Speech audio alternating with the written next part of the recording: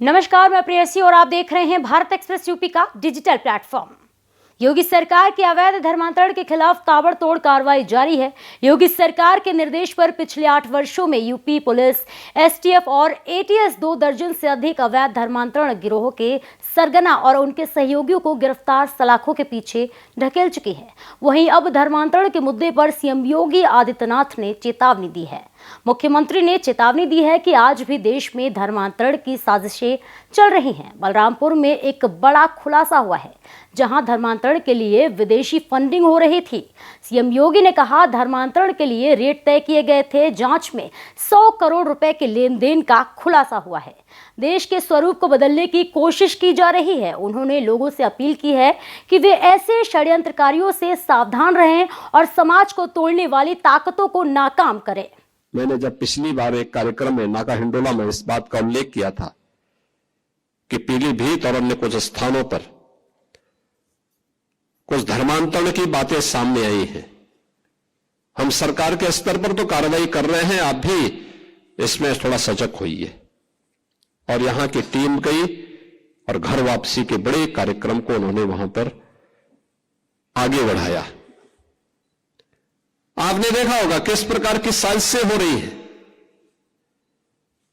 अभी बलरामपुर में एक बड़ी कार्रवाई को हम लोगों ने आगे बढ़ाया है। आपने देखा होगा उसने रेट तय किए थे। यानी कैसे धर्मांतरण के कार्यक्रम को आगे बढ़ाना है।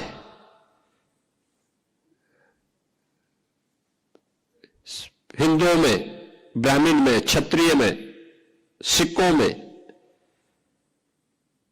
अन्य ओबीसी जातियों में, अनुसूचित जाति जनजाति के लोगों को कैसे धर्मांतरित करना, सबके रेट उसने तय किए हुए थे।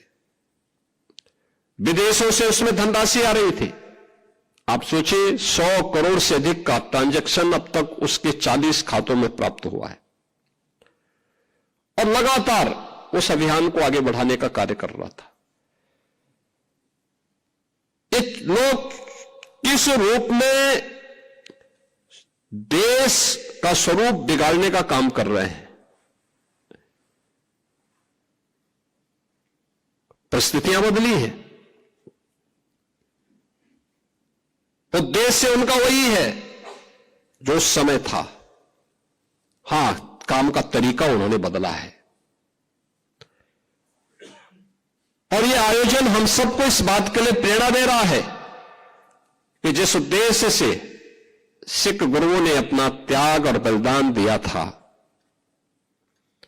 सिख वीरों ने अपना बलिदान दिया था, अपनी शहादत दी थी,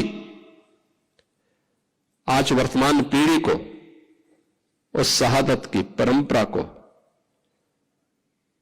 फिर से वर्तमान परिप्रेक्ष्य में जीवंत बनाए रखने के लिए एक नई रणनीति के तहत कार्य करने की आवश्यकता है। ऐसे ही और भी उत्तर प्रदेश की बड़ी खबरों को देखने के लिए देखते रहिए भारत एक्सप्रेस यूपी का डिजिटल प्लेटफॉर्म।